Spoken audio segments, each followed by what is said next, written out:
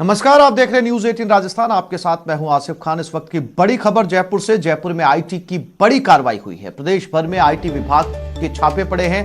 20 से ज्यादा ठिकानों पर छापे मारे गए हैं। 3 कारोबारी समूहों पर आईटी के छापे पड़े। 200 अधिकारियों की टीम ने ये छापे मारे हैं। बिल्डर समूह पर छापे मारे गए। 100 पुलिस के जवान भी कार्रवाई में शामिल हैं। कोविड-19 के बाद आईटी इन्वेस्टिगेशन की बड़ी कार्रवाई। करोड़ों रुपए की काली कमाई आज उजागर हो सकती है। कोविड-19 के बाद प्रदेश भर में 20 से ज्यादा ठिकानों पर छापे मारे गए हैं। राकेश शर्मा हमारे संवाददाता हमारे साथ जुड़ गए हैं। राकेश, जयपुर की इस वक्त की बड़ी खबर कहा जा सकता है। जो लोग आराम से बैठे थे कोविड-19 के ऊपर, उनमें एकदम से घबराहट देखी जा सकती है इस वक्त।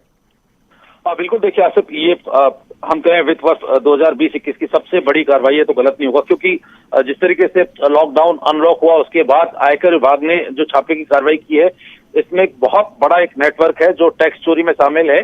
जिस तरीके से आयकर विभाग के अधिकारियों से हमारी बात हुई, उन्होंने जिस तरीके से स्क्रूटनी की है, इस स्क्रूटनी में जो रियल एस्टेट समूह के से जुड़े लोग हैं, इसके अलावा जो ज्वेलरी मैन्युफैक्चरिंग से संबंधित लोग हैं, इम्पोर्ट एक्सपोर्ट के कारोबार में शामिल लोग हैं, ये लोग बहुत बड़े लेवल पर अपना कारोबार कर रहे थे, लेकिन इनकम टैक्स रिटर्न में ये बड़ी हेराफेरी कर रहे थे। तो आयकर विभाग ने करीब 28 ठिकानों पर एक साथ छापेमारी की है और ये छापे की कार्रवाई आगे बढ़ती जा रही है और भी टीमें इसमें आगे पहुंच रही हैं, जो बहुत बड़े एक टैक्स एवेजन का खुलासा इसमें हो सकता है।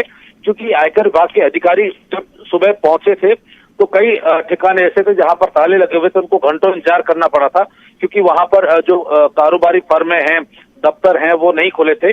और चूंकि सर्दी का मौसम है तो उनको सुबह जल्दी जब घर पहुंचे तो उनको जगाने में भी दिक्कत हुई थी। लेकिन आयकर विभाग के अधिकारियों ने तमाम प्रीमाइसेस को पर जांच शुरू कर दी है और वहां से जो दस्तावेज हैं, आयकर चोरी संबंधित दस्तावेज हैं, कारोबार संबंधित दस्तावेज हैं, उनकी जब्ती की कार्रवाई शुरू हो गई है। राकेश, ये कार्रवाई शाम तक चलेगी या आने वाले कुछ दिनों तक जारी रहेगी? देखिए आसिफ, ये आयकर इन्वेस्टिगेशन विंग की कार्रवाई है। आयकर इन्वेस्टिगेशन विंग की जब कार्रवाई होती है तो निश्चित वो 2-3 दिन तक चलती है। चूंकि कार्रवाई बहुत लंबी चलती है, महीनों तक चलती है, क्योंकि यहाँ से जो दस्तावेज जब्त होंगे उनको जब्त करके विभाग लाया जाता है, वहां पर भी पूछताछ होती है। लेकिन अभी जो ठिकाने हैं वहां पर कम से कम 2 से 3 दिन तक ये कार्रवाई चलेगी, जिसमें तमाम तरह के जो दस्तावेजों के साथ साथ इनके घर पे जो रखी हुई प्रीमाइसेस पे रखी हुई नकदी है, ज्वेलरी है या निवेश से संबंधित दस्तावेज हैं, उन तमाम को जब्त किया जाएगा। उनकी फर्द रिपोर्ट बनाई जाएगी, गवाहों के बयान लिए जाएंगे। उसके बाद आयकर विभाग की टीमें ठिकानों से वापस आती हैं। तो आज शुरू हुई है ये कार्रवाई, निश्चित तौर पर और भी 1-2 दिन आगे चलेगी। राकेश, अब तक की कार्रवाई में आईटी के हाथ कुछ लगा? बिल्कुल, देखिए आसिफ, जिस तरीके से आयकर विभाग ने छापी कार्रवाई शुरू की थी उससे पहले ही इन्होंने स्क्रूटनी की थी। स्क्रूटनी में इन्होंने काफी अहम दस्तावेज पहले ही जुटा लिए थे और जिन प्रीमाइसेस से जहां पर ज्यादा बिजनेस होता है, ज्यादा कारोबार होता है, जहां से ज्यादा लेन देन की जाती है, उन ठिकानों पर टीमों ने सुबह दबिश दे दी थी। वहां से भारी संख्या में दस्तावेज अभी हाथ लगे हैं। इन दस्तावेजों की जांच की जा रही है। इसके अलावा कैश और जो कैश फ्लो होता है, जो कर्मचारियों और जो इनका खासतौर पर जमीन के लेन देन के जो मामले होते हैं, उन ठिकानों पर बड़ी अच्छी संख्या में दस्तावेज मिले हैं। तो इनकी जब्ती की कार्रवाई अभी शुरू की जा रही है। जी राकेश, तमाम जानकारी के लिए आपका धन्यवाद।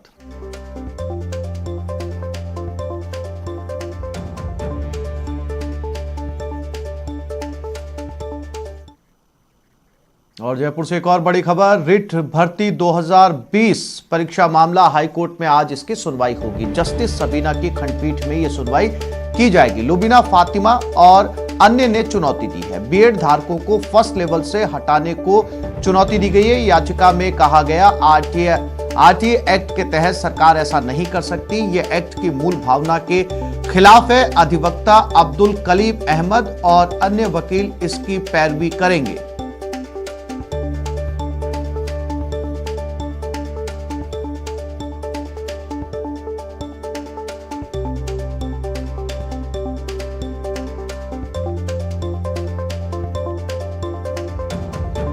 और इसी खबर पर ज्यादा जानकारी के लिए बात करते हैं हमारे संवाददाता सचिन कुमार के साथ। सचिन, क्या कुछ रहने वाला है आज की हियरिंग में? तकरीबन लंच के बाद इस पूरे मामले का नंबर आ सकता है। अभी कोर्ट अपने समय पर बैठ चुकी है, सुनवाई लगातार जारी है। अन्य मामलों की 115 नंबर पे ये मामला लिस्टेड है।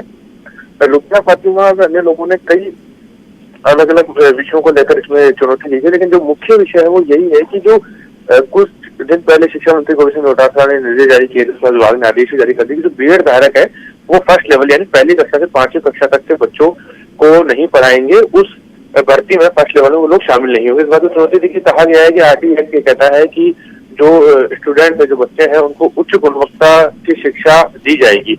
ऐसे में बीएड धारक बीएसटी से अपर में आते हैं, उच्च स्तर पर आते हैं, तो उनको हटाकर केवल बीएसटी को ही शामिल करना ये गलत है, या आरटीई एक्ट के मूल भावना के खिलाफ है। इसके अलावा एनसीईटी का जो 23 अगस्त नोटिफिकेशन है उसको भी चुनौती दी गई है, और यही वजह है कि कई अलग अलग मामलों में अल्ट्रा वायरस पूरे मामले को चैलेंज किया गया है। इसलिए ये मामला जस्टिस सबीना की खंडपीठ में गया, डीबी में गया है, वरना इस तरह के मामले सिंगल पीठ में जाते हैं।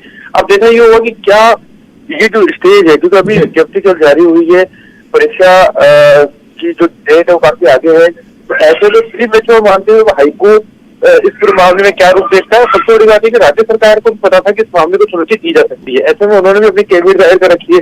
तो ये तो नहीं कहना होगा कि जो है एक तरफा फैसला हो जाएगा, क्योंकि जब तक राज्य सरकार को नहीं सुना जाएगा, क्योंकि कैबिनेट राज्य सरकार द्वारा दायर की गई है, तो ऐसे में आज कुछ इफेक्टिव होना ऐसा तो नजर नहीं आ रहा, लेकिन हो सकता है कि याचिका को शायद कोर्ट खारिज कर दे। इस तरह की भी बात निकल के सामने आ रही है, क्योंकि सरकार का ये कहना है कि बहुत सी मेच्योर स्टेज पर याचिकाएं हैं, अभी केवल विज्ञप्ति जारी हुई, विज्ञप्ति के तुरंत बाद कोर्ट में आ जाना, उसको अटकाने की कोशिश करना ये ठीक नहीं है। जी सचिन, जानकारी के लिए आपका धन्यवाद।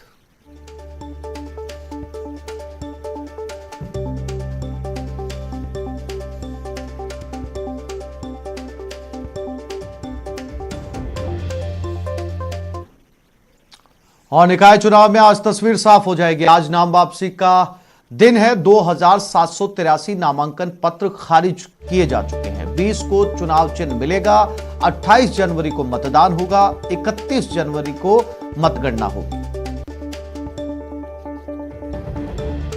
तो आज निकाय चुनाव में नाम वापसी का दिन, केवल 20 को चुनाव चिन्ह दिया जाएगा। 2783 के करीब नामांकन खारिज कर दिए गए हैं।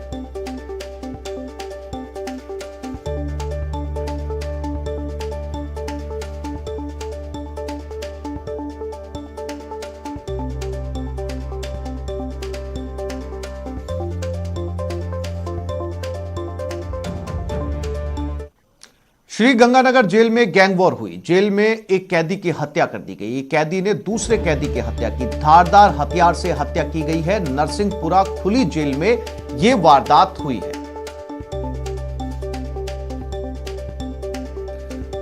गंगानगर की एक घटना है जहां की जेल में यह गैंग वॉर हुई है। दोनों के आपस में रंजिश थी। एक कैदी ने दूसरे कैदी की हत्या कर दी। नरसिंहपुरा खुली जेल में यह वारदात हुई।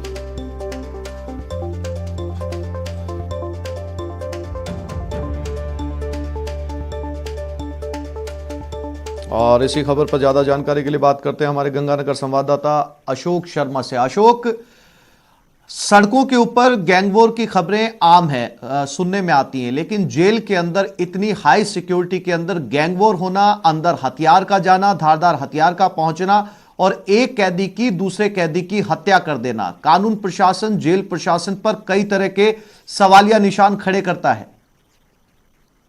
आसिफ जी, बड़ी गंभीर विषय है ये कि किस तरह से श्री गंगानगर जिले की गंगोटवाली थाना क्षेत्र के अंतर्गत नरसिंहपुरा खुली जेल में दो कैदियों के बीच में रंजिशवश लड़ाई होती है और लड़ाई इस हद तक पहुंचती है कि दूसरे कैदी ने धारदार हथियार की मदद से दूसरे कैदी को मौत के घाट उतार दिया।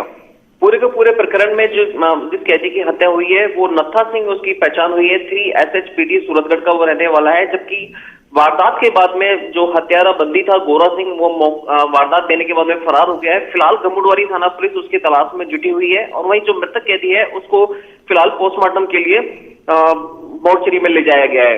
गंभीर सवाल इस बात को लेकर उठता है कि जब खुली जेल में इस तरह से दो कैदियों के बीच में जिंदगी और मौत के लिए रंजिशवश इस तरह से गुत्थम गुत्थाई होती है और किसी हथियार या धारदार हथियार की मदद से उसको मौत के घाट में उतार दिया जाता है। जी आसिफ जी।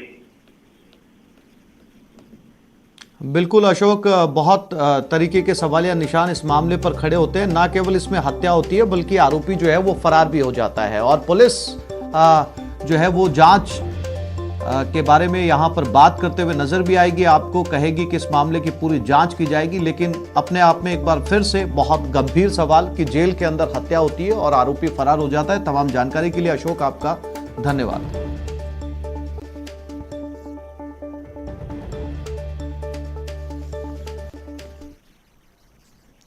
जयपुर